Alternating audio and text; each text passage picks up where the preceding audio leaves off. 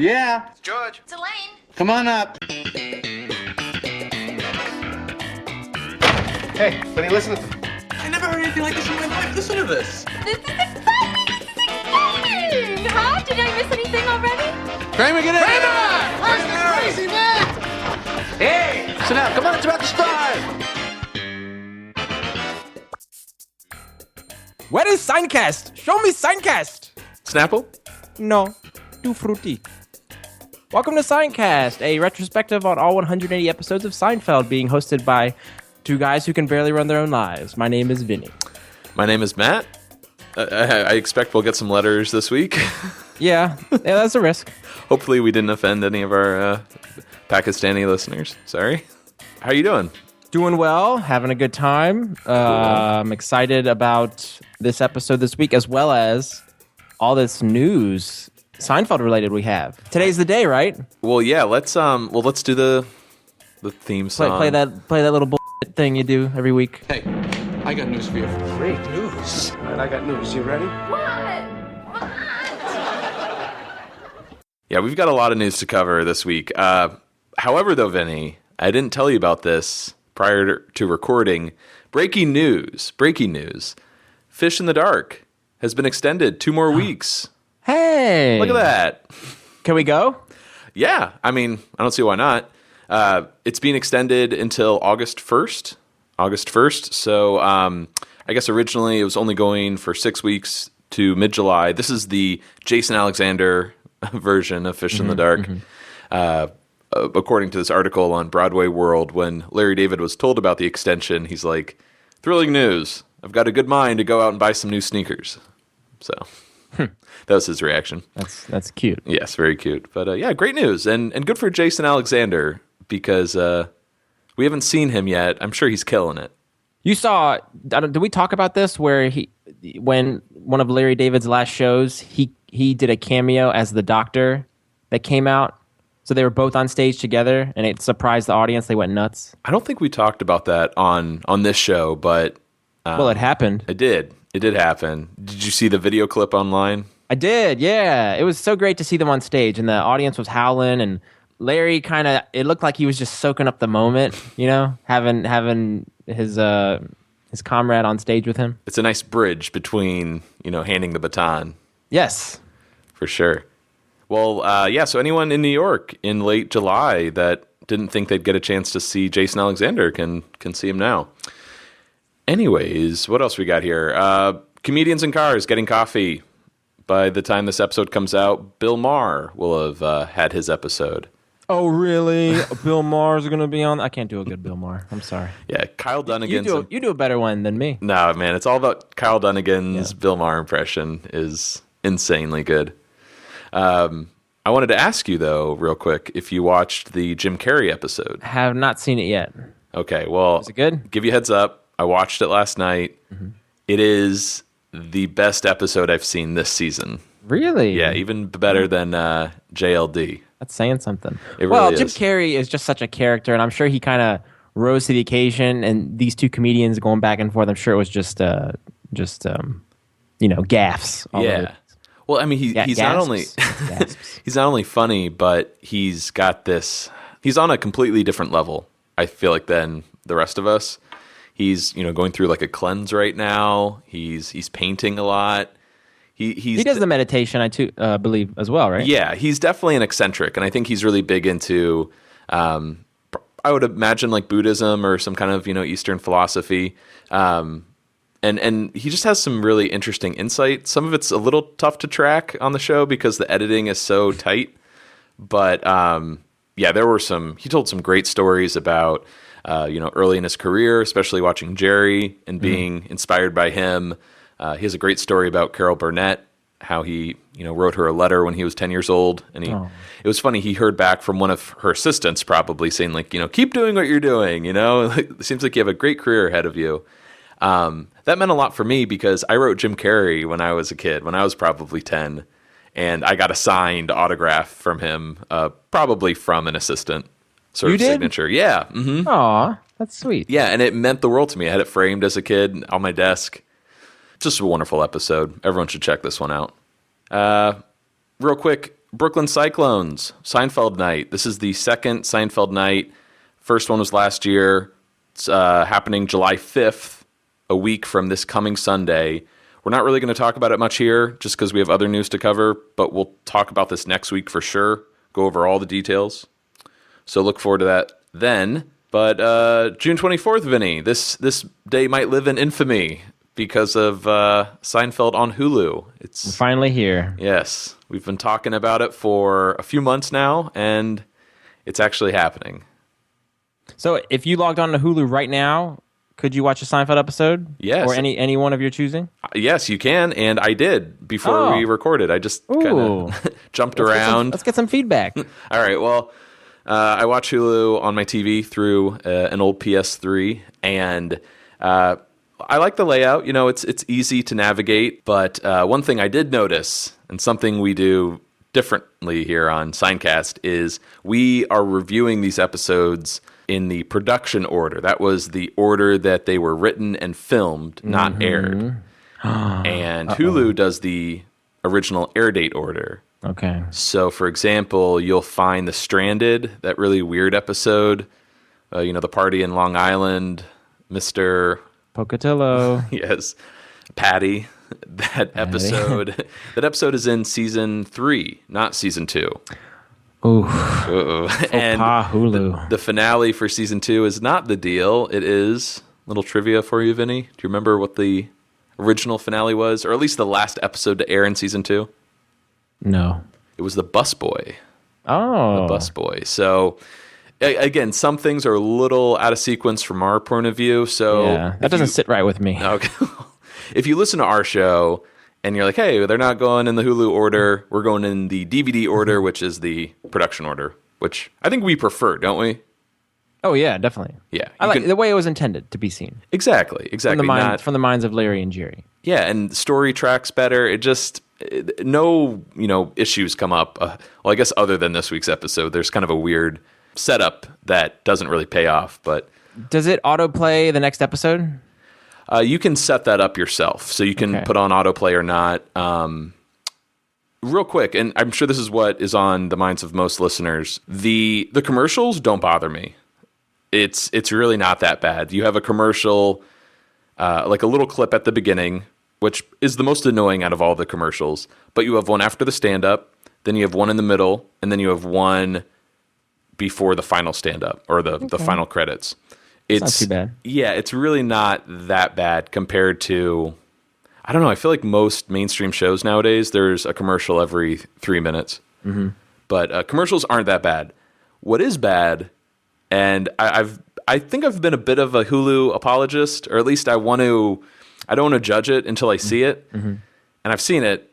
The cropping is horrible. Oh. What they've done by pulling out of the frame a little bit, out of the original frame, so you get a little bit on the left and the right, a little bit more picture.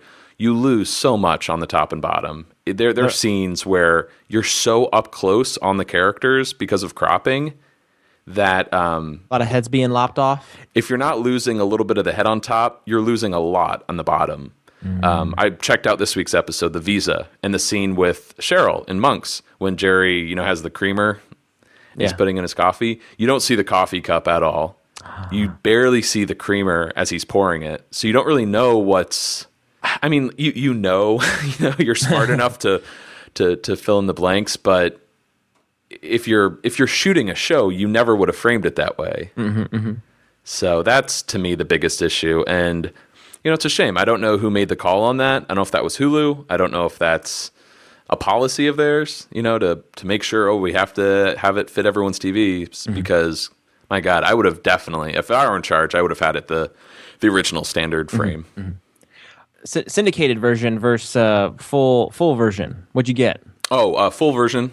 Okay. To my understanding, nothing seemed like it was missing. I haven't watched that many episodes yet. Mm-hmm. Mm-hmm. But yeah, I don't see, that question came up a lot with people, and the concern that, we're going to get episodes that are maybe a minute or 30 seconds shorter because of, cutting for time and syndication. That seems insane. Unless your show is kind of like a forgotten series that never, the originals have been lost. I mean, this is Seinfeld we're talking about here. It's an American institution. Well, they're cutting off video, picture. Why not cut off some quality as well? That's true. And I made a comment the other week how good the picture looks. It is pretty good. It varies episode to episode, but by I don't know, the image looks a little stretched a little bit, and I don't know if that's just my internet connection or what, but I think ultimately I'm a supporter of the DVDs more than anything. Damn right you are. But Hulu is great in a pinch. It's there. Yeah, anybody can watch Seinfeld online any time of day, all 180 episodes. So yeah, and if for those people out there that don't like the DVDs or just haven't bought them, this is fantastic. I wonder how many people, younger audiences especially, are going to be discovering Seinfeld now for the first time. We might have a whole new fan base on our hands. You mean a fan base? Very good. Thank you. Are you getting Hulu now? I don't know. I'm still on the fence about it. It's is it $15 a month? No, it's $8.99. $8.99. Okay. It's same as Netflix, or at least on par. Yeah. But well, hey, tell you what. Next time we're together, watch an episode or two with me. And, that would be nice. And tell me what you think. When is the next time we'll be together, Vinny? I'm hoping this weekend. Oh, what's going on this weekend? Just a little, mock Seinfeld apartment in New York City. No big deal. Yeah, man, this is huge.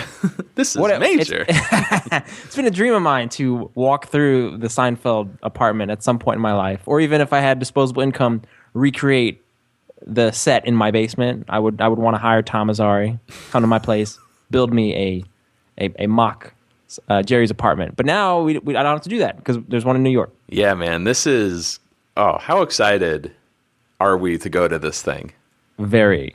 Not only have I not seen you in a while, like at least in person, we're doing something that ultimately I'm sure only a select few, only like 4 or 5 people are going to show up to this thing. I doubt that, but it definitely seems like a once in a lifetime kind of opportunity. When else will there be a replica of Seinfeld's apartment available for you to go in and see and touch? Yes. This is sponsored by Hulu. I guess they put it together to promote the series streaming on their service.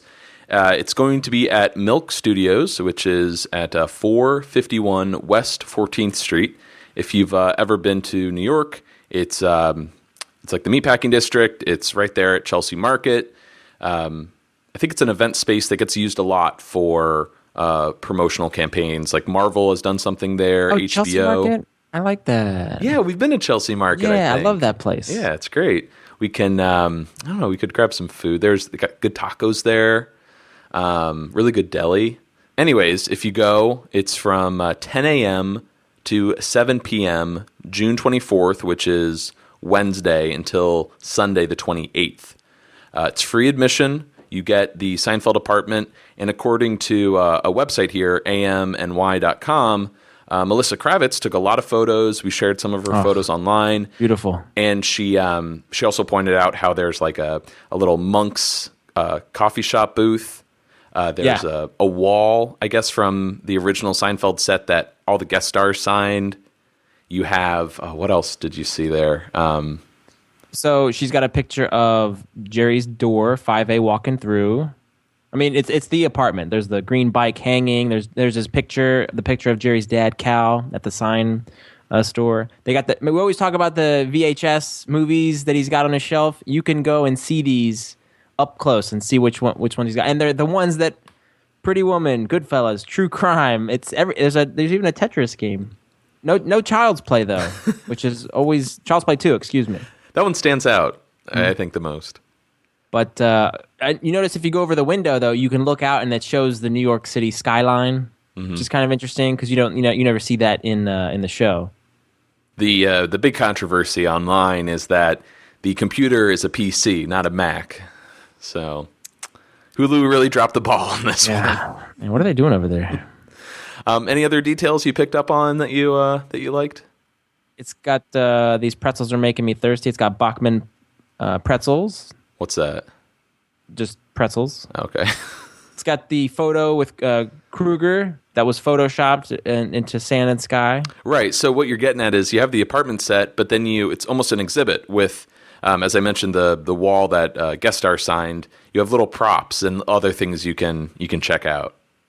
But on this article, it says you mentioned the wall that all the guests have signed, but per the article, it says you can check out the wall of special guest signatures and perhaps run into a special guest. Huh. So that makes me think somebody will be there at some point throughout this exhibit. Right. So this is over 5 days. Do you think like each day they have a different guest star? That would be a dream. Yeah. And if that's the case, you should get down there right now. Speaking of which, a buddy of mine, Tom, got in line this morning. He sent me an email around 7:30 a.m. He was second in line.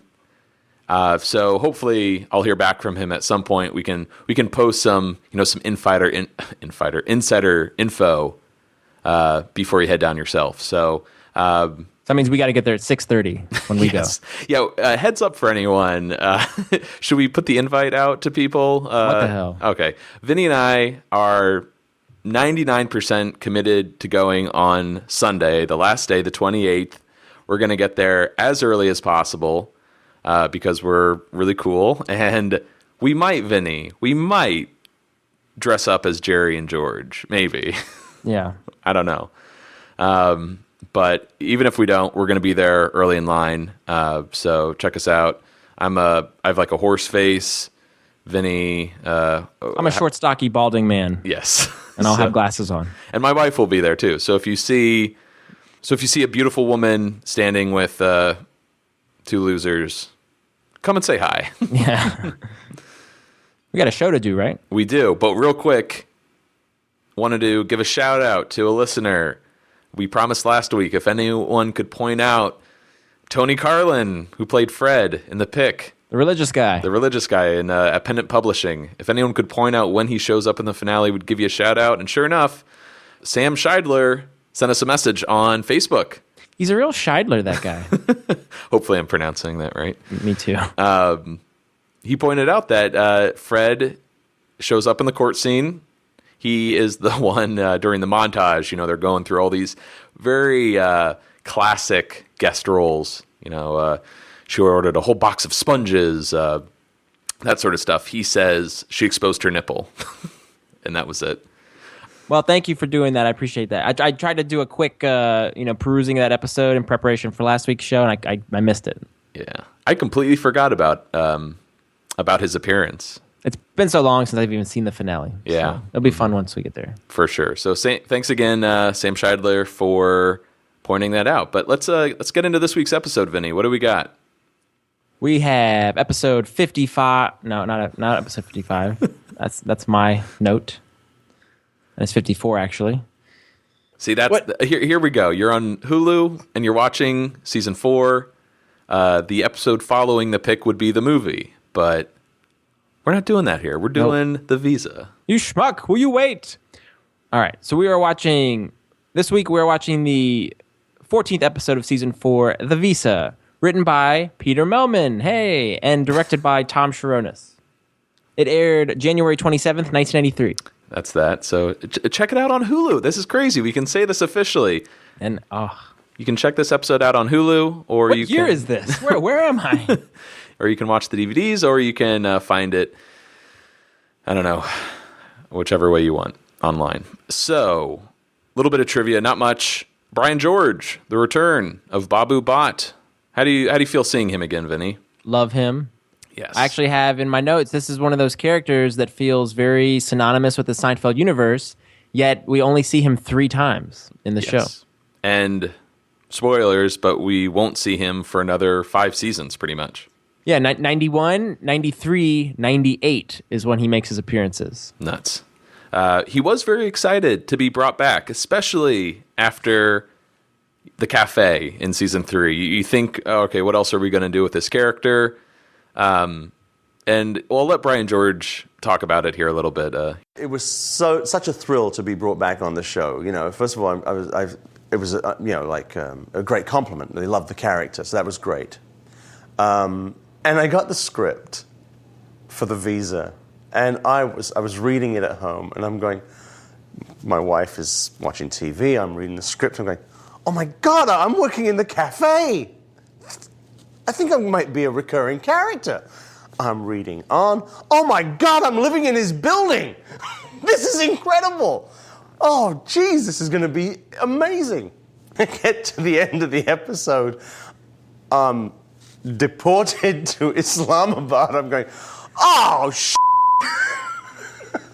what the hell is this? You've never seen an actor go so fast in your life. I just. But it was a great episode.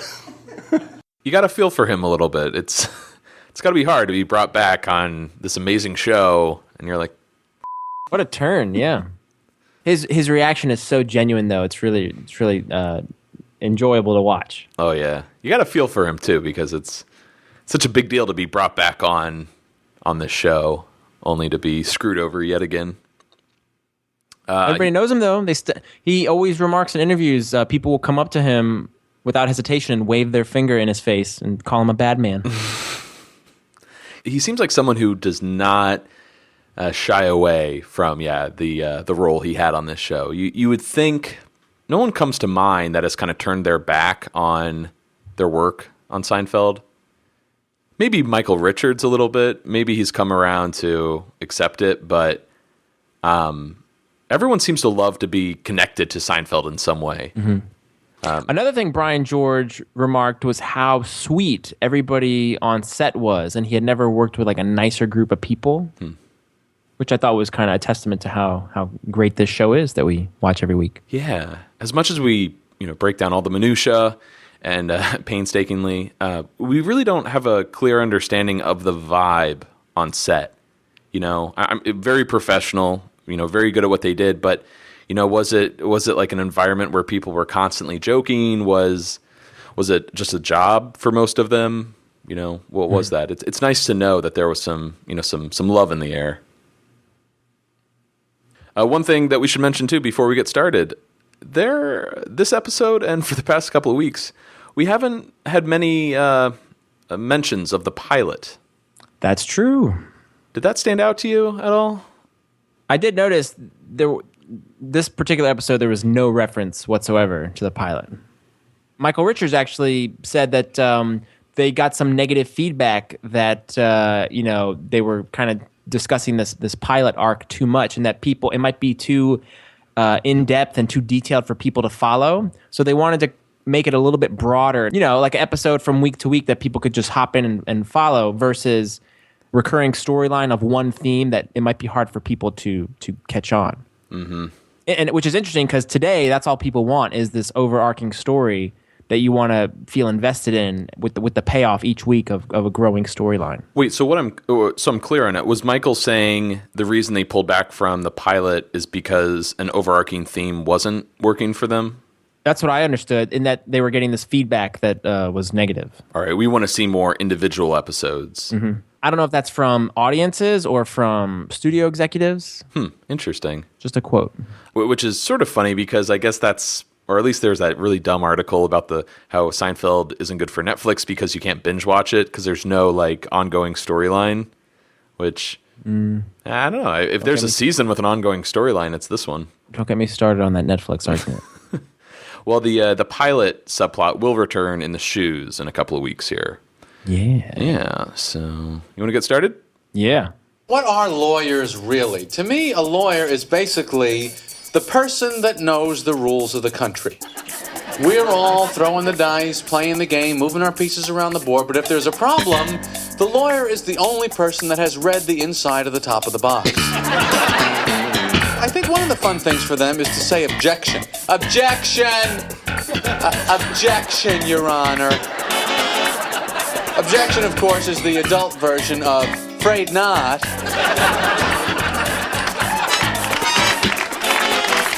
To which the judge can say two things. He can say overruled, which is the adult version of afraid so. Or he can say sustained, which is the adult version of duh. A very childlike outlook and very cute way of dulling down law to a child's point of view. Yeah. I love any time Jerry can look at things with that child lens. I always feel like Jerry had this idea when he was younger, and it just happened to stick with him, as he entered adulthood. Didn't he write a book, that Halloween book, a few years ago, or maybe it was like 15 years ago? And I thought that book definitely had this same kind of approach to it, looking at a grown-up topic. Yes, but from a child point of view. Exactly. Well, our first scene of the episode, we're at Monk's, appropriate enough. This establishing shot of Monk's, it's a little different than normal. I think usually they shoot it from like the southwest corner across the street, or the southeast corner, so you're kind of looking uptown a little bit. I think this shot is filmed from the sidewalk out in front. Ah, okay. And the reason I bring this up is you see a little bit of the S in Tom's, which is something I wanted to bring up to you. Is that something you ever noticed, like the Shelley sign outside of Jerry's apartment? Did you notice this was called Tom's Restaurant? Not at all. No. Growing up, I didn't know about this trivia, or that it was even the exterior for a real restaurant. Right. You think, oh yeah, when you're inside, that's the actual restaurant. Exactly. They do a pretty good job of hiding the name Tom's from most shots. You can tell something's there. You're just not sure what it is. The restaurant. So we're inside, and hey, Ruthie Cohen. Look at that. Hello, Ruthie. So George is talking to a woman at the counter. They're making chit chat. Her name is Cheryl Fong. Hey, is she related to the opera buff, Harry Fong? I thought that was a really weird coincidence. Where did George pull that name from? And yeah, if that is his name, are the two possibly related? So she's a lawyer, covers a lot of areas, particularly immigration and naturalization. What is that? Immigrants come over, you show them how to act natural? Oh my God. I feel like that's a joke that a lot of people would make. I would have made a joke like that. Yeah, oh, for sure. Well, Cheryl loves it. Cheryl's got a great laugh. She really does. I actually wanted to remark later on when she meets the whole gang, she would have made a great addition. You know what I mean? Like George's girlfriend, they go out on double dates. They're like the Gatsbys. Because she laughs at everything. She seems very sweet, up until a certain point. Yes. But anyway. Yes. Well, she wonders if George's friends are as funny as him. Quick decision. No funny friends. He's the funny one. El Clowno. Thank you. Love the glasses wiggle he does. I wanted you to do that just because you wear glasses. I am wearing glasses right now. Notice we hear Elaine and Jerry enter the coffee shop. Right. Well, George covers his face with a menu. And that's what I wanted to point out. He instinctively, he wants to hide the fact that he's got these other friends. Right. So he's just told this lie, and he wants to hide the fact that he has this comedian friend who just comes into the coffee shop. So he's already covering his face. I don't know if snap pan. Yeah. There's a snap zoom. I don't know if there's a snap pan over to Jerry and Elaine. Something we don't see a lot on Seinfeld. Agreed. So it turns out Jerry was away for a couple of shows, but he's been back for 4 days now, and Elaine still hasn't given him his mail. But she argues, hey, it's mostly bills, magazines, junk mail anyways. Well, there really is no junk mail. I have that note as well. Everybody wants to get a check or a birthday card, but it takes just as much manpower to deliver it as the precious little greeting cards. So I guess Cheryl gives George her card, and I guess he asked her out at some point, or maybe he's going to call her. He sits down with Jerry and Elaine after she leaves, and he's pretty happy to tell them all about Cheryl and how funny she thinks George is.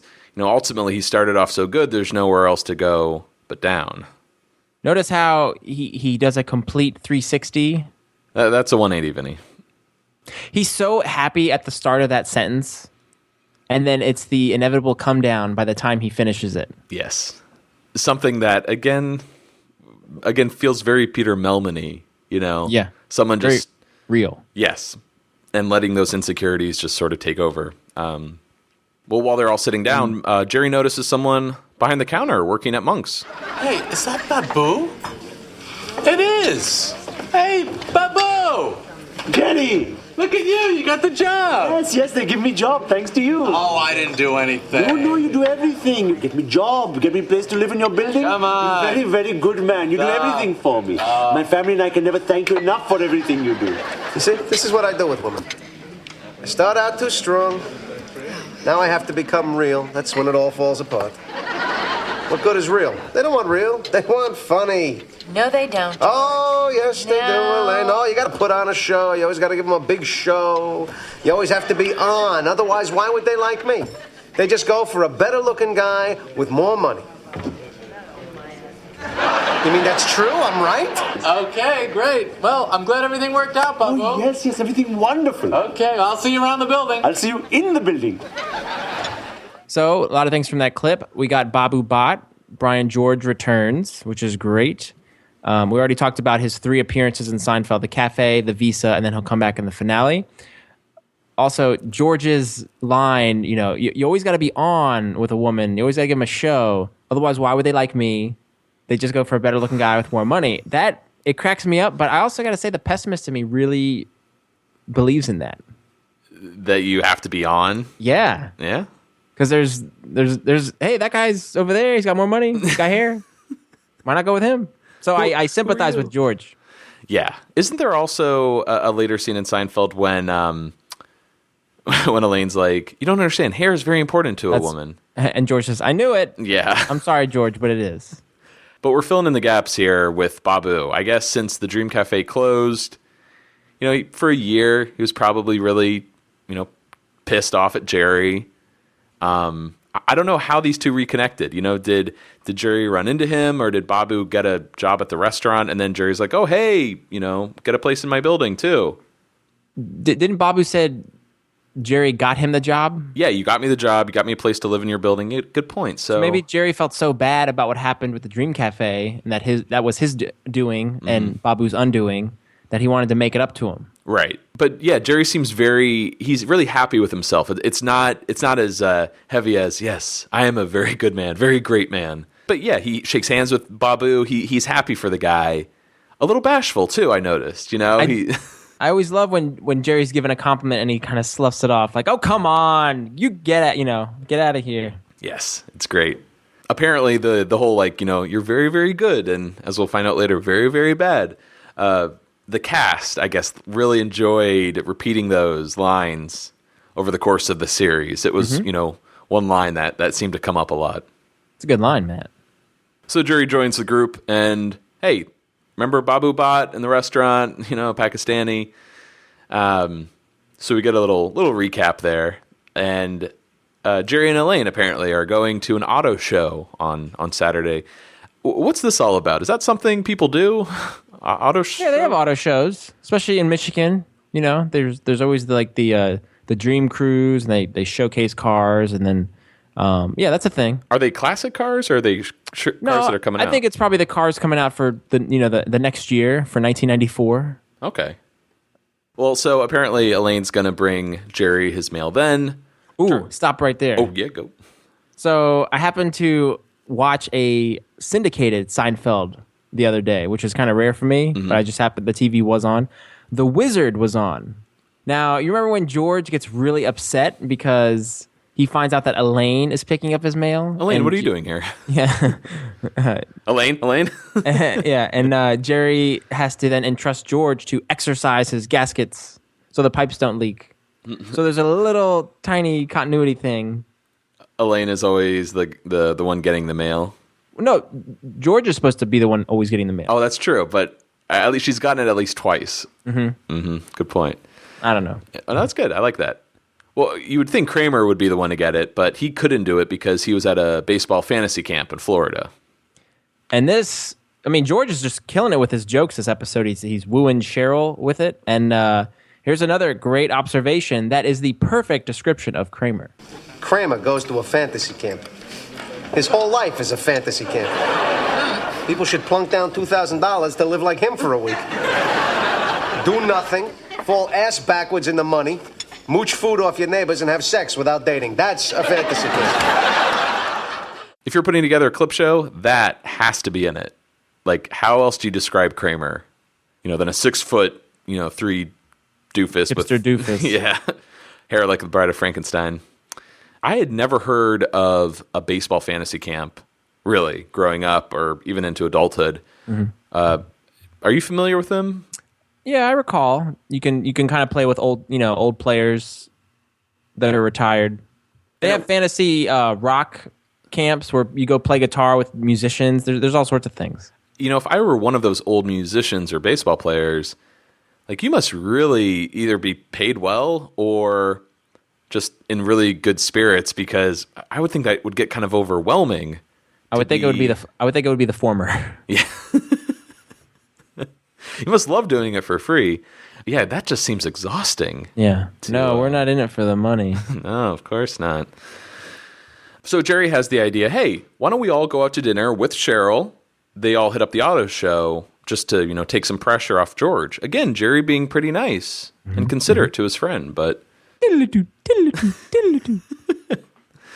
yeah, George has this weird vision, nightmare as it were, of everyone at dinner, but Jerry is the one killing it, and Cheryl is just laughing hysterically. Never heard of corduroy. True story. That visual of Jerry with his back to the camera, and he seems very upright in his turtleneck, and he's kind of looking straight at George, but then he's looking at Elaine as well. Mm-hmm. It's so funny, and the look on George's face, he's just miserable that Jerry is stealing the show here. Yeah, he's got a little bit of fettuccine on his fork, just sitting there. Yeah, can't eat, can't do anything but just stare at him. It's an interesting fear, I think. I've never really seen this in a TV show before, or anyone bring this up in real life. Like, oh, I'm worried my friend's going to be funnier than I am, and I'm going to lose points with this girl I'm trying to impress. I think this is an excellent concept. Hits home, yeah. Mm-hmm. And especially someone as good as Jerry, who, naturally is a comedian. It's like, oh my God, he's the worst person to bring around my girlfriend. What do you think of this weird kind of vision of the future? Because I didn't think we'd get, or we've had this before, or we'll get it again. It kind of becomes a trope, though, in later seasons. I enjoy it. Yeah, I mean, we had it in the all these episodes are running together. The Cable Boy. What's that? Oh, that's right. Yeah, Jerry has a nightmare in the baby shower. Yes, and I mean, they have a lot of voiceover work or inner monologues. You hear characters talking to themselves. That's something kind of out of reality. But yeah, I enjoy these dream sequences. Two things hit me actually while you were talking there. We get it once in. I'm thinking of Jerry getting a girl's phone number, unlisted number for the AIDS walk. That is exactly it. With he's looking at George and he realizes the chain of events. Telling Susan, she tells her friends, and so on. He did what? There's another one though in the. I think it's the Invitations when Jerry realizes, oh my God, I'm going to be single the rest of my life, living across from Kramer. And Kramer comes in, eating that chicken. He's got a mullet. That bobbing that head back and forth. So yeah, it does get used a few times on Seinfeld. I like it a lot. I think it's really funny. A cool thing too to notice in this little, fantasy sequence, they're all wearing the outfits they have on in Monks. I like that. Yeah. Anyways, George doesn't think it's a good idea for them all to get together. He's better one-on-one. Which I gotta say, I agree with George wholeheartedly there. I don't like zone defense when it comes to double dating, or because if I'm on a double date, I will hang back and let the other people talk, and I won't say much. Versus one-on-one, then I'll feel more inclined to be vocal. You'll sit at another table just watching the three. Exactly. Mm-hmm. Yeah. Yeah, I don't think we've ever been on a double date, really. I have to have a date first for us to be on a double date. Good point. I do like how this is a. There's like a sports analogy here with Jerry. I don't know why you want to play man-to-man when you could play the zone. And that kind of ties into Peter Melman's experience as a sports writer. Yeah. That throwing those analogies in there. So I'm also reminded of Jerry and George going left and right to make their first move. Oh, yeah. And Jerry asking, what do women do? We just play defense. Oh, yeah. Good point. Excellent point. But Jerry tries to sweeten the deal by saying, hey, we'll be funny. George still declines. No. Elaine wants to go to Isabella's for dinner before the auto show, but Jerry nixes that idea because it's too trendy. Now, I didn't realize that is a real restaurant in Manhattan. It is. If you want, we could maybe go there for dinner after the Seinfeld apartment. Someplace nice this time. It's on Columbus. 77th. Yeah, there you go. It's across from the American, History Museum, I think. It was actually featured in an episode of Curb Your Enthusiasm when Larry, and I think Jeff and Susie are there, maybe Anna Gustire, I forget, but they're sitting outside on like a sidewalk. That's great. Yes. Apparently they serve American and Mediterranean cuisine. Yes. And I think, going way back to the busboy, they use a shot of a restaurant at night, and I believe it's Isabella's. Oh, wow. Yeah. I think cool. we brought that up on that episode. I think it's been around for quite a while. Cut to Isabella's, right? That's when George is like, oh, shit, I should go to Isabella's. The one place they won't be, let's go there. Yes. You know, the set, real quick, looks a little familiar. It does. Is it the busboy set? I don't think it's the bus. The busboy set is a lot smaller, and it's much brighter. This set reminds me of the restaurant that Morty and Helen go. Well, Uncle Leo in the Watch or the Wallet episode. Oh, okay. Where Naomi works. It reminds me of that, like how there's that wall that you have to kind of go behind. Go to the bathroom. Mm-hmm. It looks very familiar. It doesn't look very trendy, though, that restaurant. No, not at all. And the menus, my God, they're like flimsy. Like, they look like placemats folded in half. Anyways, George and Cheryl, I guess, are about to do a toast here or something. More toasting from George. We heard of his toasting skills previously in the opera. Yes. Not too good. Now at the Bobby Latham's wedding, right? It was a bad toast. Cursed toast. But yeah, it makes him uncomfortable. So George, confirms that. But toast he loves. Never starts the day without a good piece of toast. It would be great if Cheryl's like, I am not a piece of toast. Ultimately, they just toast a toast. Jerry and Elaine arrive. My God. What are the chances? Look who's here. Yeah. Turns out Elaine talked Jerry into it, and they're still going to the auto show. Vinny, do the spokesman. The turbo quadramatic transmission offers you the power and prestige to propel you well into the 21st century. Man, Cheryl, she's a good laugher. She is. And she gets everything. It's not like an inside joke. She's always there. She's quick. Yeah. Like a computer. Like a Terminator. Like he kind of walks. He doesn't really run. But anyways, Cheryl likes that one. I love how Jason, I think I mentioned Jason just because this wasn't in the script, but he's like pushing Jerry away playfully. Yeah, get out of here. Kind of shoving him a little bit. So Cheryl invites them all to sit down, and they decide to push the two tables together. George's line is, no, you can't do that. It's round. It makes an 8. That was actually improvised by Jason on show night. That's brilliant. I love that. Fun. And a good argument, by the way. Yeah, that's true. It is a weird kind of dynamic. You feel like you're missing out on some table there. So Jerry's about to tell this funny story. George shuts him and Elaine up. And while they're looking over menus, Elaine, hey, Cheryl, you're a lawyer. Could you give me some advice here? I've got this guy Ping, suing me. I was crossing the street with a virgin, yada, yada. We remember this. Is your last name Bennis? Ping is my cousin. That is so funny. So charming. Hey, I just realized I never gave Cheryl Fong's little background. Oh, that we do. Can I do that now? Go for it. All right. She's played by actress Maggie Han. She actually had a lot of roles in the 80s. 2 episodes of Seinfeld, The Visa, and then she comes back in the pilot, uncredited, when they have a lot of those quick clips as various characters are watching Jerry's pilot. She was on 3 episodes of LA Law, 2 episodes of Mr. Belvedere, a TV show called Murphy's Law, a TV show called Teach, and she was in Junior, the Arnold Schwarzenegger movie. Oh, really? She played a lab assistant.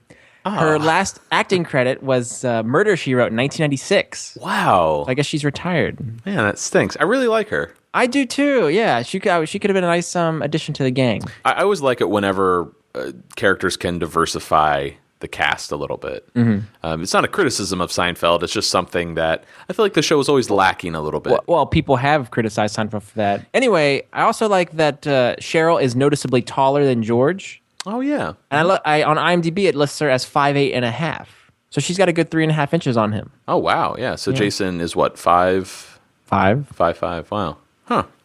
Last thing to note for Cheryl Fong's character, Shelley Hack of Charlie's Angels fame also auditioned for the role of Cheryl. Oh, I'm not familiar with her. She replaced one of the angels, so she was only in 20-something episodes. Not Pavarotti. Not Domingo. The other angel. Oh, the other angel. So they basically all have a good laugh over this whole, Ping lawsuit thing. Especially Cheryl, who sort of leaves, not abruptly, but she has to go make a phone call. Now I thought she was... Oh, yeah. Go ahead. This actually vexes me.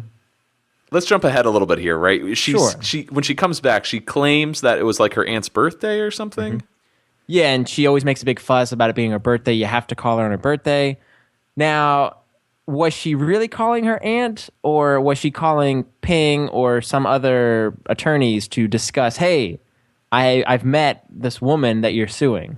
It makes no sense that she was really calling her aunt just to get her out of the scene. Of course. It makes total sense. She called Ping, was like, Ping, you're a hothead. Yeah. These people are nice. I just met them. Drop the lawsuit. And she was covering her base legally, I think. I see what you're saying. That's a great point. And even Jerry and Elaine make light of the fact that she's leaving, saying, tell Ping I said hello. And Jerry... And Jerry says, tell him you think you may have broken the case wide open. La, la, la, la. Yeah, well, as they're all laughing, George is like, what are you doing? What are you doing? Poor George. He's so conflicted in this episode. Yeah, this isn't good. He's worried that Jerry is too funny and it will make him seem less funny. Biff. Man, it would make me so happy if there was at least one Biff Loman reference in every season. Yeah. What? This is the last one, right? Probably. We had the boyfriend, right? You're like Biff Loman. Yeah. Right. And then we had it again. Yes, you do, Biff. Oh, is it Fleas? Flea market. Yeah, flea market in the parking space. The parking space. Mm-hmm. So ultimately, George doesn't want a woman to see a guy put on a better show and walk out on his to see another show. Elaine, and Elaine is the one who is explaining this to Jerry, which is kind of very sweet for Elaine to kind of, assume the role that George would make that argument, but Elaine is kind of, he thinks that if. Well, she's also, sorry to interrupt, but she's like reaffirming it. This is true. This could happen. Mm-hmm. So George suggests, hey, maybe Jerry not be so funny all the time. If he is, what is George going to be? A short, bald guy with glasses who suddenly doesn't seem so funny. And now Elaine seems to be a little bit fed up with George. She's like, can we just go over there? This is getting ridiculous. That'd be really weird. Like they would just move to another table. Yeah. That'd be fun for him to explain to Cheryl when she comes back. Yeah.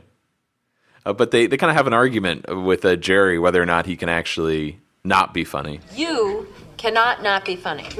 Of course I can. I'm being funny now? A little. Oh, this is funny? I'm being funny? Yeah. George, is this funny? It's funny. And it wouldn't kill you to not be so funny either. Hi. Hello. Welcome back. Sorry, it was my aunt's birthday. She makes such a big deal about it. Well, nobody likes to get old, right? Well, birthdays are merely symbolic of how another year has gone by and how little we've grown. No matter how desperate we are that someday a better self will emerge, each flicker of the candles on the cake we know it's not to be. That for the rest of our sad, wretched, pathetic lives, this is who we are to the bitter end. Inevitably, irrevocably. Happy birthday. No such thing. Funny guy, huh? It's very true that Jerry and I love Elaine's phrasing. Jerry cannot not be funny. What, am I being funny now? A little. That's Adorable. When like you see the expression on Julia's face as she can't hold it together. Yeah, you're a little funny.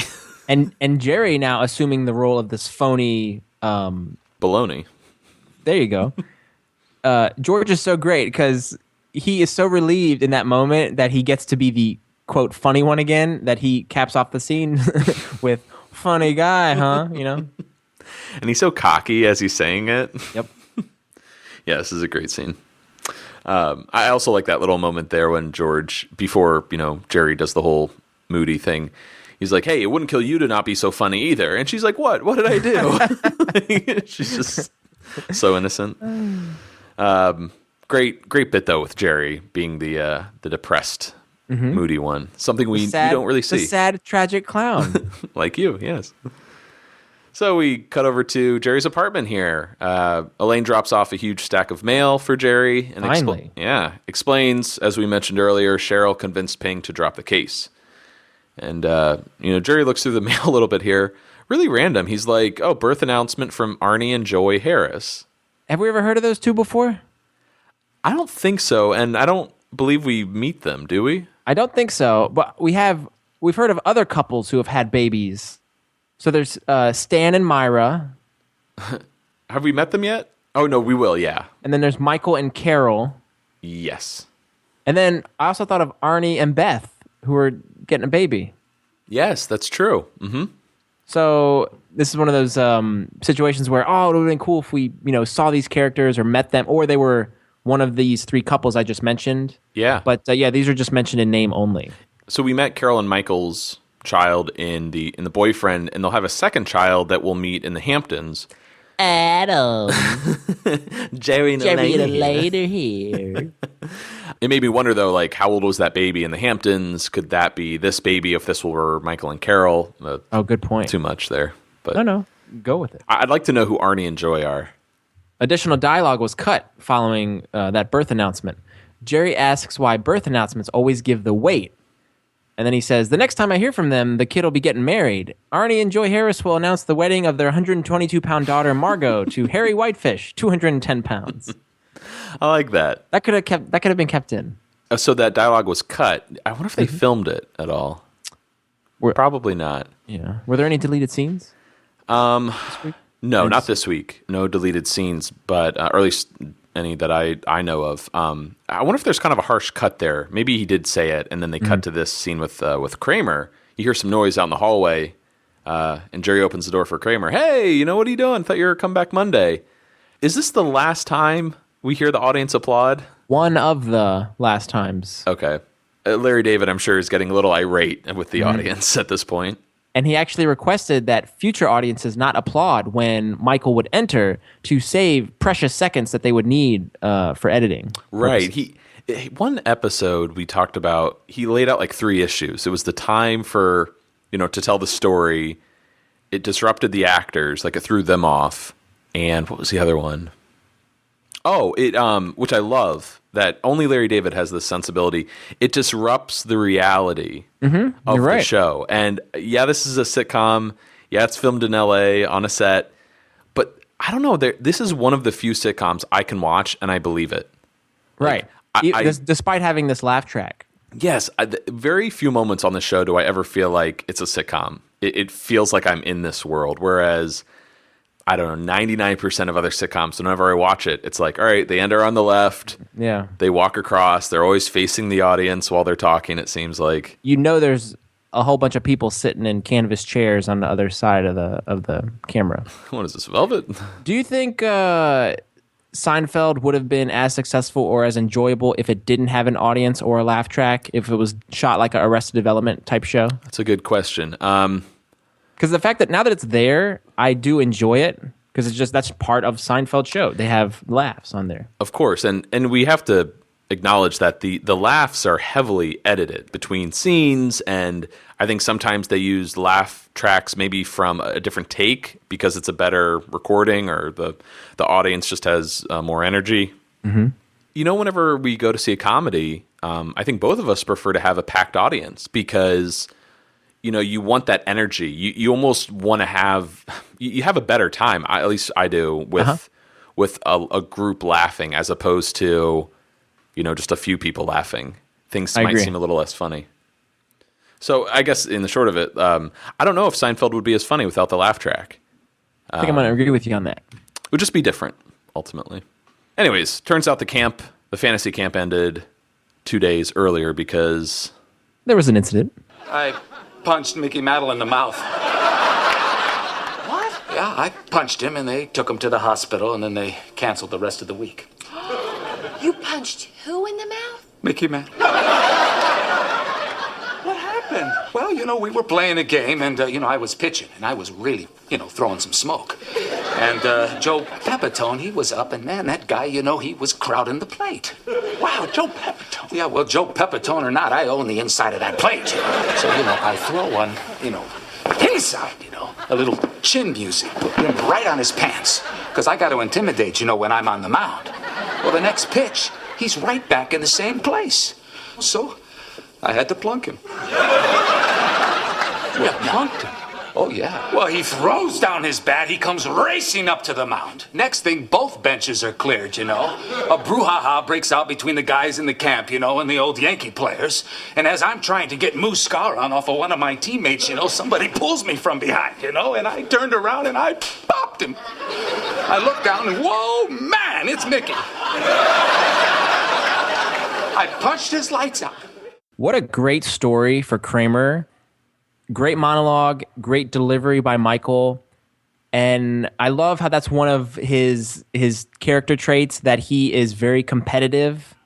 And this is kind of a similar situation to the golf story with Steve Gendison, how they're playing golf and Kramer's a stickler for the rules. They get in each other's faces and then they almost came to blows like a manager and an umpire. I thought that was this scene where he's like, now you're in my face. Yeah. And I'm going to say it right now, Michael steals the show in this episode. Oh. He's on the screen. I think he has like the least amount of screen time, but when he gets to go, he's hitting home runs. It turns out Mickey Mantle really did have a fantasy baseball camp. Yeah. It's called Mickey Mantle's Week of Dreams. It's kind of cool. Mm-hmm. So there's some fighting out in the hallway. Sounds like Babu, screaming. He's like, leave me alone. You can't do this to me. Matt, do the voice. I can't do the voices. Jerry goes to investigate, and Kramer, I guess, tells Elaine a little bit more about Hank Bauer. He's like, what did you do? You killed Mickey. I'm sure it's all the funnier if you can imagine these old baseball players yelling at Kramer. Yeah. Anyways, Kramer got the hell out of there. Jerry returns from this incident in the hallway and says, hey, an immigration guy took Babu away because his visa was expired. Jerry, help me.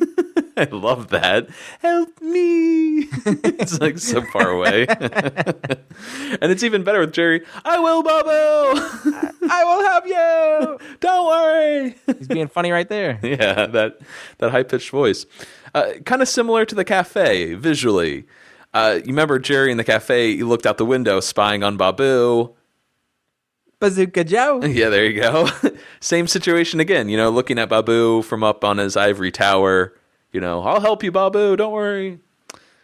We're bouncing back and forth here. Kramer adds that Hank Bauer, I guess, chased him around a little bit. Tripped over third base, knocked over Clete Boyer. So many players is that? I think he's mentioned 6 different baseball players. So we got Mickey Mantle, Joe Pepitone, Moose Scaron, Hank Bauer, Clete Boyer. I count 5. 5 of them. That's pretty good. Yeah, pretty good. So Jerry's looking through his mail, finds a letter from the Immigration Bureau, and it's Babu's visa renewal application form. Doesn't he need that? I was expecting a little bit more from the audience, like, or like kind of like the reaction when Jerry reads off the Soup Nazis ingredients that he finds in the there's this gasps.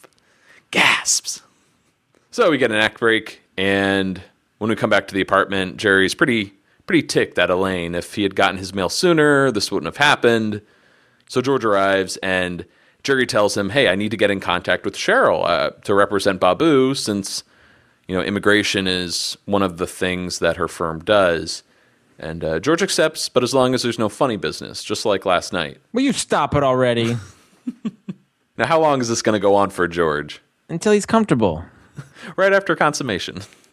Consummation? I don't think you have enough material. I love that. I love that kind of joke, like just making fun of him, and how you get out of a scene. It's just cuts to George staring at him. Great capper. So we cut over to, where are we now? Monks, right? Monks. Yeah, Cheryl tells Jerry, hey, I have a friend that owes me a favor in the immigration department, so we'll get Babu's case handled. And that's wonderful news. Thank you. You're very serious, aren't you? Well, with so many people in the world deprived and unhappy, doesn't seem like it would be fair to be cheerful. We can stop. We don't have to. Cheryl kind of likes this serious side of him. You can, or she's intrigued. Is that normal to be attracted to that? Oh yeah. Well, I mean, everybody's different. Yeah, everyone's different. Everyone likes, what they like, but it says a lot about Cheryl that But she's such a laugher, though. Well, it might just go to show maybe she likes the dark and brooding, moody, sensitive, kind of guy. I've met plenty of people in life that I think are attracted to that more. All right. But great moment when Jerry kills that fly. Yes. Good acting on Jerry's part here. I could have sworn at one point during the scene, I think early on, I hear Julia laughing off camera. Which part? At the fly? No, actually, when Jerry says, "That's wonderful news, thank you," I think I hear Julia laughing off camera. All right. Well, if I go back and look for it. It's a subtle one, but you can hear it. If I can find it, I'll play a clip here.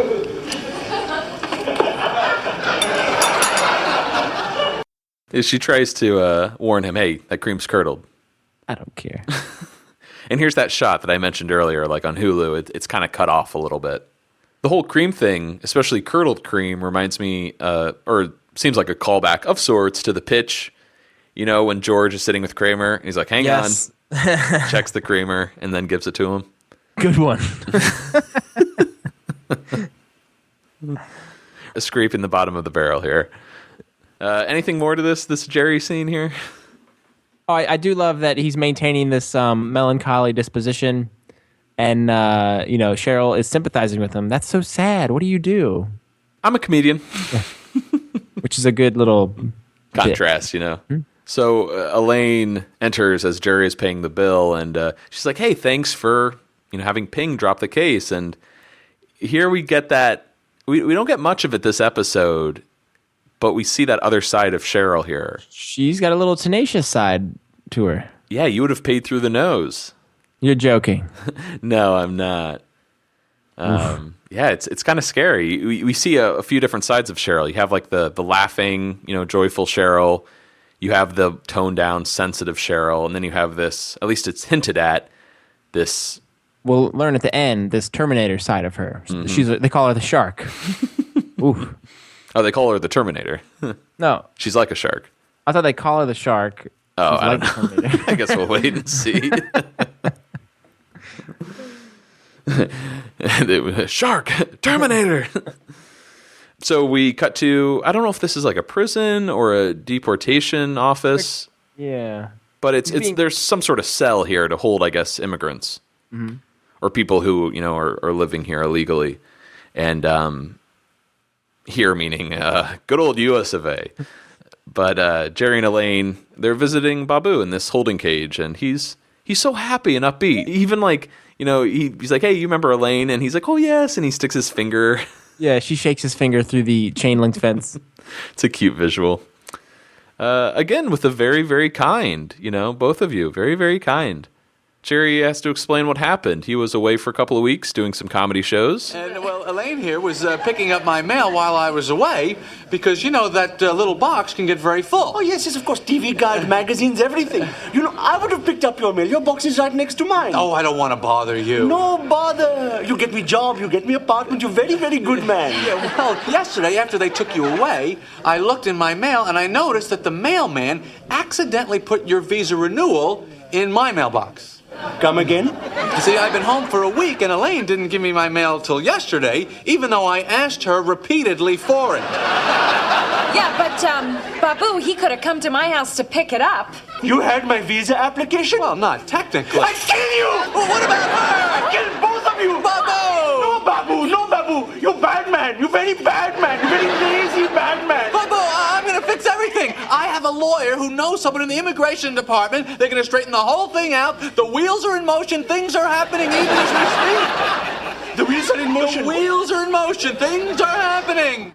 So again, like Cheryl, we're seeing that other side of Babu. You know, he's a sweetheart, but if you cross him, he will literally threaten to kill you. Yes. He's stepped it up a notch since the cafe. I don't think he threatened to kill anyone, right? Yeah. He just shunned Jerry, you know? Right. A lot of scorn. Yes. But this time, yeah, it turns into threats of murder. And this feels very like a Seinfeldian, like a staple of the show is the wheels in motion. Yes. Do we hear that more in the series? That's a great question. Nothing is coming to mind, but I Doesn't feel it like we do. seem like just it's a part of Seinfeld? The wheels are in motion. Mm-hmm. Absolutely. Aside from the wheels on the bus going round and round, but that's different.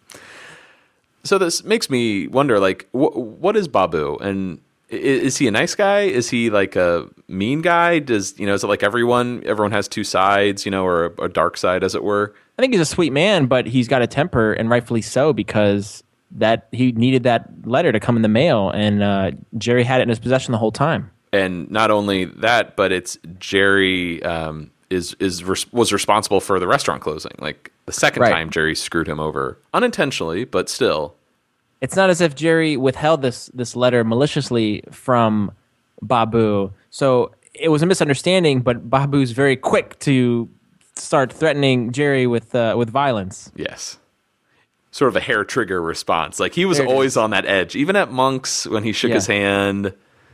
We cut over to George's car. Familiar scene this season especially. Typically Susan would be sitting where Cheryl is. That's right. No more Susan. No more. Turns out she's really attracted to Jerry. I guess he really sold it at the killing of the fly. But George tries to convince her, hey, the Jerry you think you know is not the real Jerry. He's funny. He can't not be funny. He's never said anything funny. Well, it might not be one of the most classic episodes. I think this is such a great twist. It's a great premise to begin with. The whole George dilemma. But then to find a way to still screw George over is just brilliant. I really like it. Well, George is grasping at anything to get this girl to like him. So he thought that she would go for a funny guy, so he wants to play up that angle. He demands that his friends not be funny and actually lie about who they are just so he can still maintain that he is the funny one. Now that he learns she's attracted to the dark and disturbed individual, even though he's been lying the whole time, now he's going to tell the truth, and it's going to blow up in his face that he is, in fact, the dark and disturbed one. Did you watch Last Man on Earth? No. Okay, this is a new show with Will Forte. Had about, I think, like a 10 or 13 episode run on Fox. It's on Hulu, if anyone has Hulu. It's on Fox? Yeah, it was on Fox. It was a great show. Fantastic. I don't want to get into the details because there's... if you say anything past episode 1, it's like spoilers. There's so many surprises. But the character he plays in that show is like reminds me so much of George in this scene. Someone who lies to get what he wants, and there's no possible way that lie could screw him over, but it does. And it basically boils down to just tell the truth. If you tell the truth, you'll get what you want. And it just reminds me a lot of kind of like the dilemmas that character faces on that show. And I love that show, and I love this scene. I wanted to play a clip real quick. I convinced him to act like that so that you would think I was funnier. That's how disturbed I am. You want disturbed? That's disturbed. I mean, you can't find sickness like that anywhere. You think sickness like that grows on trees? Nobody is sicker than me. Nobody. He's pretending I'm the genuine article. So you're telling me Jerry's whole thing was an act? Yes, and I put him up to it because I'm sick. I'm the one that needs help. I gotta go. Well, should I call you later? Please don't. But I'm disturbed. I'm depressed. I'm inadequate. I got it all. I like that I'm the genuine article. Yes. I want to use that in real life more. But this, to me, is one of the all-time best George scenes. It's limited to a car. It's night. It's dark. But the dialogue there, this is one of the few examples we get of George being brutally honest about himself. You're right. Which is great. Cut over to Jerry's apartment. Jerry and Elaine are wondering what's going on with, Babu. He should be back by now. Cheryl was supposed to take care of it. George gets buzzed up while... This scene always weirded me out. While this other Pakistani man is lamenting in the hallway. Babu's brother. Yeah. Where's Babu? And he's like, he's in Pakistan. And you still, you don't know who's talking. It's kind of surreal. Well, Jerry thinks, Babu must be back. So I guess that's the way it unfolds, Mm-hmm. That I guess he's hopeful that Cheryl got the immigration situation all worked out. So Babu's out and now he's back home. But in reality, Babu's brother tells Jerry he's in Pakistan, and Babu's brother explains, he knew this lawyer, everything's going to be fixed. And great line from the brother, then where is Babu? What happened to Babu? And he doesn't call him Babu. Babu.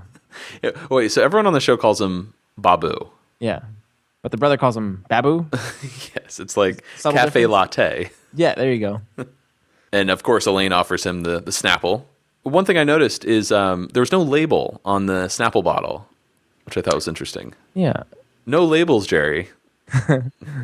Thank you. That's a good one. All right. Does that mean that the fact that there's no label means that Snapple didn't pay for a product placement fee versus them just mentioning? I think there's a difference between mentioning a brand name and showing the brand name. Mm-hmm. And as Wayne Knight pointed out on that Nerdist interview, he's like, we never asked for permission or clearance. He's like, why would we need to? We're just mentioning a brand. And I wonder if that has something to do with the label, or maybe the production team was like, well, why are we going to give these guys free advertising? We can mention it, but we're not going to show their logo unless, like with Jason with Rolled Gold or Pepsi, actually endorsing the product. I forgot to mention Babu's brother, however you want to call it, is played by actor Josh Hamlin. He was in a lot of stuff in the 80s, but he was in an A-Team episode. He was on the TV show Cagney and Lacey. He was on an episode of Empty Nest, and his last acting credit was in 2003. So he wasn't in too many things. Mm-hmm. He's interesting. I kind of wish we got a name, though. Yeah. For the brother. One thing I wanted to mention real quick is Deep Roy also auditioned for Babu's brother. Vinny, what do you know him from? Charlie and the Chocolate Factory comes to mind. The Oompa Loompa, right? And the Tim Burton version. Anything else I'm thinking of? He was in Big Fish. He was in 3 episodes of Eastbound and Down, the HBO series. But Those are the big ones. Yeah, he's been around for quite a while. How the Grinch Stole Christmas. Oh, there you go. As a huge Star Wars fan, he's hidden behind a mask, but he played Droopy McCool, who was one of the members of the Max Rebo band in Jabba's Palace. He's the one with like the little clarinet, like a peach-colored little creature. He also played an Ewok. I think he went uncredited, though, as an Ewok. Also, this is really cool, but in Empire Strikes Back, they do a few shots of Yoda from like a distance where you see him walking. And, that wasn't Frank Oz controlling the Muppet. That was actually Deep Roy in a Yoda costume walking around. And there's some pictures online of Deep Roy, on the Dagobah set with the Yoda robes on. It's kind of cool. That's cool. But yeah, he would have been a great person, and the first appearance of a little person on Seinfeld. That's right. Predating Mickey. So. Oh, small world. So, brother leaves. George shows up. He realizes why Babu didn't get his visa. George told Cheryl the truth about Jerry being funny. And that's when Jerry's like, oh, well, you got Babu deported. Who's to blame here, do you think? I wanted to point out how every person has a part in it, but yet they all blame each other. So George says, what do you mean I got? You didn't give him his visa application. And Jerry says, that's because Elaine had my mail. And then Elaine chimes in, well, I wouldn't have had to get your mail if he hadn't gone to his fantasy camp. And Kramer walks in, and he's kind of oblivious to the whole situation because he's on a whole other level. He's still reeling from his encounter at Mickey Mantle's restaurant. I blame George the most because the mail thing was a mistake. And even if Jerry did get the letter to Babu early enough, that might not have been enough time, to process it. But ultimately, if George hadn't lied to Cheryl about who he was or who Jerry was, she would have fixed everything. Does it say more about Cheryl and the fact that she won't help this innocent man from Pakistan? Even though she now has this, not a vendetta, but she realizes that these 4 people are not good people, that she won't help this guy out, even though she promised she would? That's a good point. I would think if you work in immigration, you probably get a lot of really sad stories, of people you want to help, but you just can't. Mm-hmm. You would think, though, these people are so awful that should make me want to help this guy even more, balance it out. Mm-hmm. Well, after Kramer enters, and he, as you mentioned, he went to Mickey Mantle's restaurant, and he's like, I'm begging you, Mickey, hit me. Come on, Mickey, hit me. What happened to him? 4 guys picked up Kramer by his pants, threw him outside right into a horse. That delivery is brilliant. And you can hear Julia laughing when he says that. Jason chuckles, and the cut is so harsh. I think they had trouble with that line. I believe that. Yeah, you can just see all the characters cracking up when Michael says that. Ping Wu. Well, that's the actor, Ping Wu. Chinese food. I wonder if his name is Ping Fong then. I mean, they are cousins, so it might not be the same last name, but right. I'd like to assume it's Ping Fong. Well, is there a mention of his name being Wu? No, the actor's name is Wu. Yeah, I knew that. Yeah, but not on the show, just Ping. Okay. Just for, tying characters together. I love full names, so... Of course. We'll just say Ping Fong. He drops off some Chinese food for Kramer. Probably the pea pods. Pea pods, yeah. Extra MSG. They were so good last time. Yes. And what does Elaine do? She's thanking him. Hey, thanks for dropping the lawsuit. Not anymore. Not doing the voice now. Okay. We've been insensitive enough this episode. Yeah. Ping Wu, though, is back. We just saw him on 3 episodes of Silicon Valley, which were excellent. I'm caught up. Great season 2. Yes. Very happy with it. Alec Berg. Yes. He's all right, man. Yeah, Alec Berg, writer on Seinfeld. Created Silicon Valley. The tape, the Virgin, the Visa and the pilot were Ping's 4 episodes. What were those episodes again? The tape, the Virgin, the Visa, and the pilot. Right. The tape was sort of a one-off. That was with the balding cream. Yes. But his last 3 episodes all kind of tie together with this lawsuit. Correct. Did you notice the jacket Ping was wearing when he entered Jerry's apartment? No, what was it? It's a starter jacket. It's very popular in the 90s. All the kids had them. I had one of those. I did too. Which team did you have? This is really random. Miami Hurricanes. Oh, really? My sister bought me, for some reason, a Miami Hurricanes hat. I'm not from Florida, but she bought me one for Christmas when I was 8. I wore this hat every day. There's a year of photos in my parents' photo albums. I'm wearing the hat in every photo. I don't see you as a hat guy. Oh, I love... Well, hey, you got a big head. I measured my head the other day. I'm a size 8. Wow. Huge head. I'm a 7 5/8. Look at you. But yeah, you know what it's like. Trying to wear a hat that fits, it's tough. Oh, yeah. Must be hell living in that house. Yes. So I bought a Hurricane starter jacket, or my parents got me one when I was younger. Yeah. But what did you have? I had a Dallas Cowboys starter jacket. Oh, I think that might have been the most popular. I was on the bandwagon. There you go. Good call on the starter jacket. It's been a while, for sure. Mm-hmm. And Ping had a New York Knicks, obviously. Oh, yes. Very appropriate. So what happened here with... you don't have to do the voice. But... I'm not going to do it. Lawsuit is back on. Cheryl called and said Jerry, George, and Lane were big liars. And this is where he says, okay, now the quote that I have is, you think she's a nice girl? Wait until you see her in court. She's a shark. They do call her the Terminator. You're right. I'm wrong. I'm dumb. You're smart. Happy. Shut your trap. She never lost a case. Now she's going to double the damages. And there's a nice Terminator reference. Hasta la vista, baby. This is probably the most sitcom-y moment of the episode, but I love it. Mm-hmm. It's great. Also notice that the lawsuit is now back on, but it's never pointed out again in the series, so we don't know what happens as a result.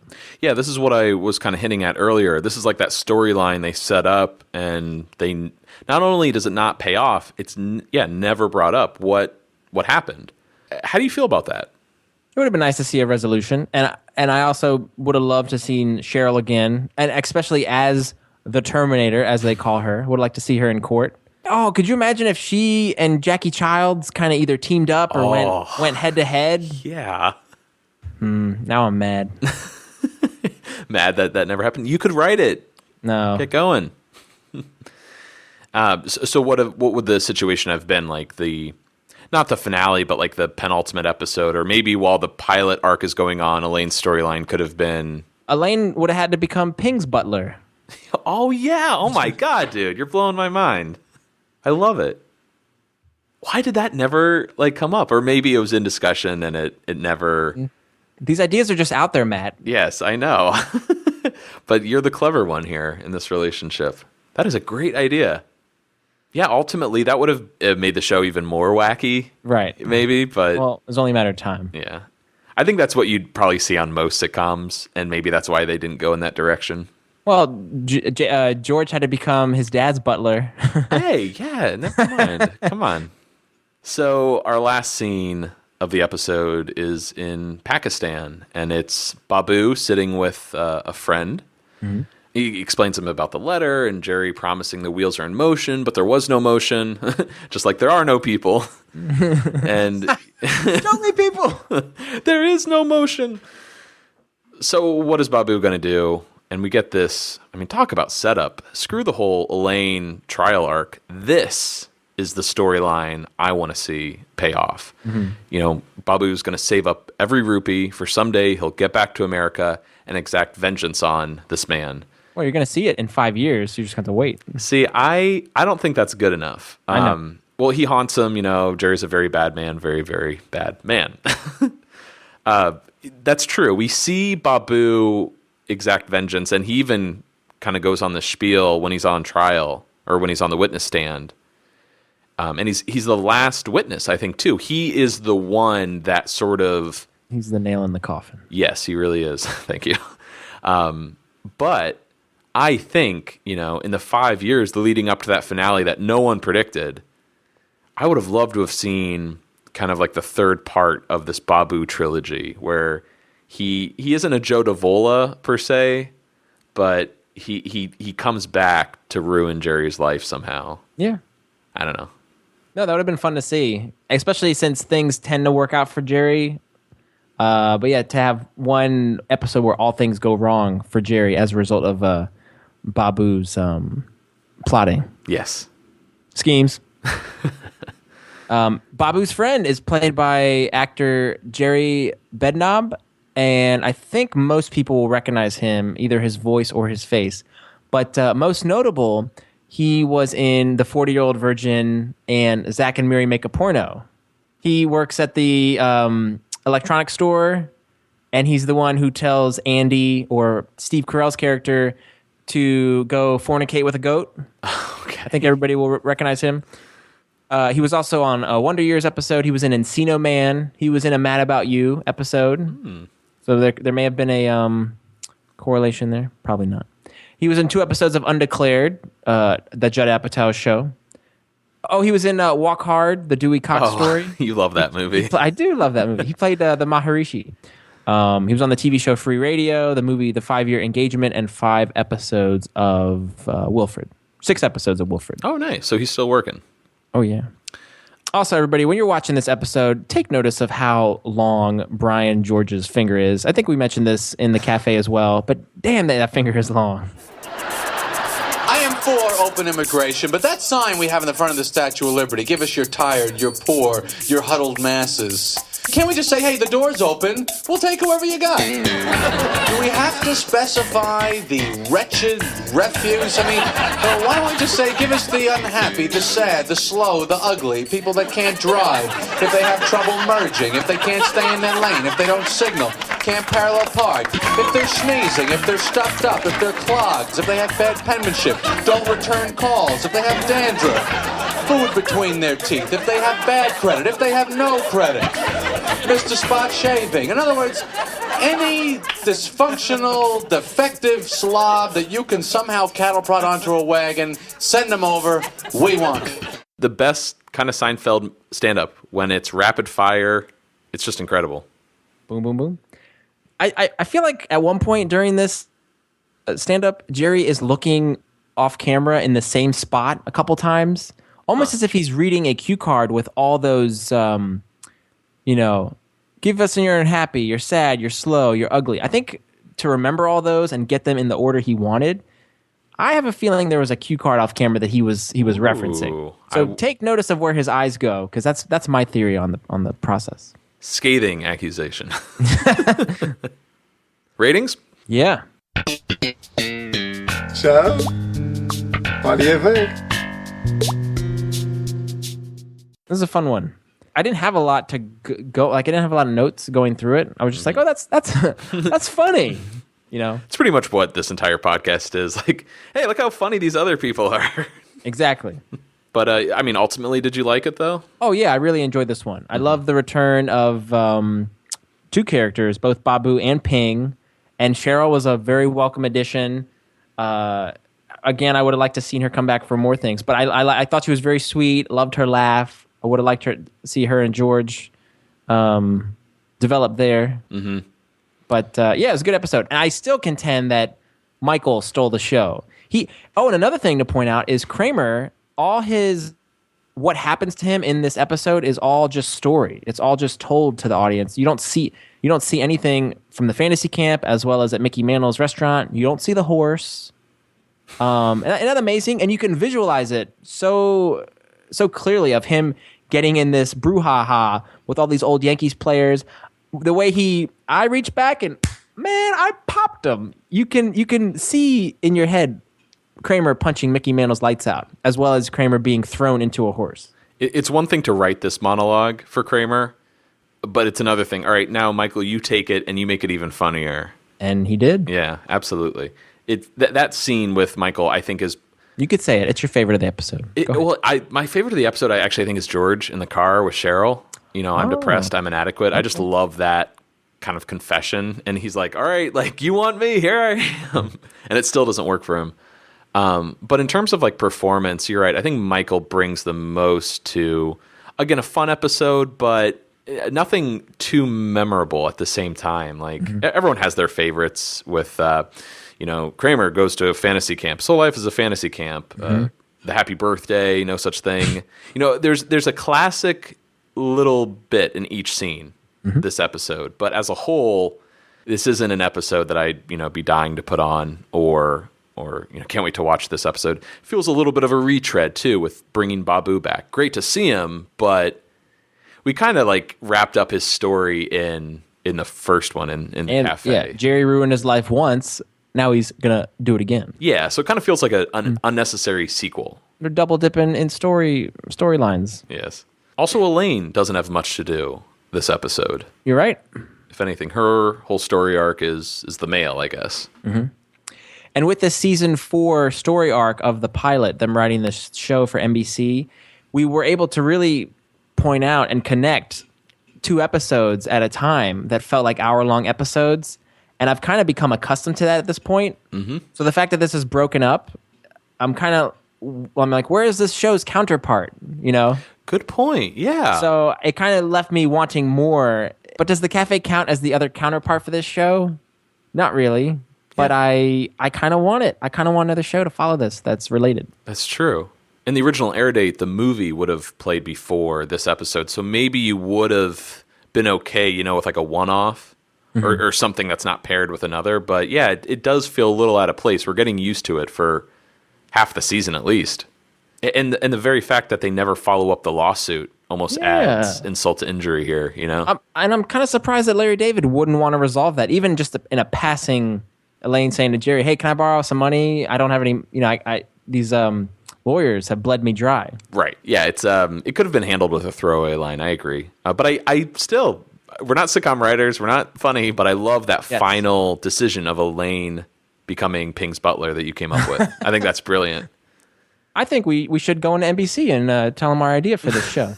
All right. Remember this episode from like 22 years ago? We know how to fix it. You must go now. I'm going to be giving this one 8.5 2 fruity Snapples out of 10. And somewhere for me, it's kind of an even Steven episode for me. I don't mean to crap on it that much. I think it's funny, and as you mentioned, it's fun. But yeah, this is kind of run of the mill, even Steven. I actually wanted to give this an 8.5, but given my unit of measure, I'm going to knock it down to 8 wheels in motion out of 10. Ouch. But having said that, I'd still like to give it in between a pretty good and a even Steven.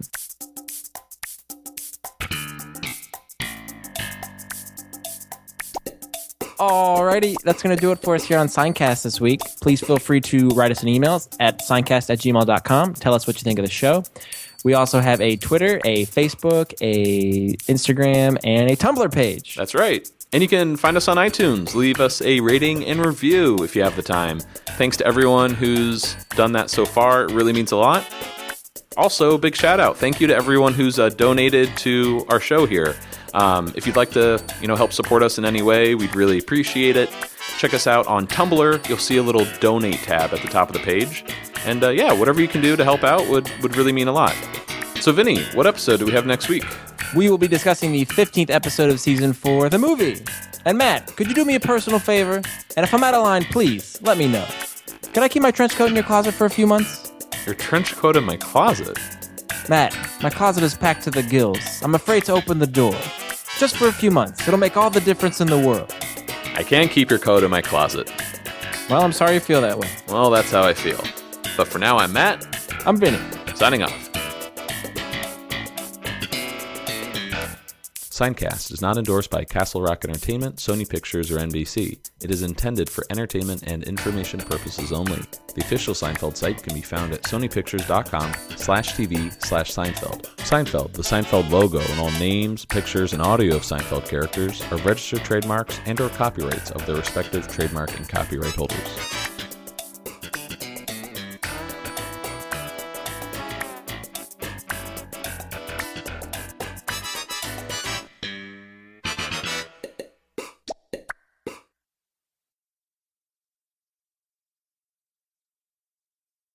He never heard of corduroy! Never heard of corduroy! True story! True story!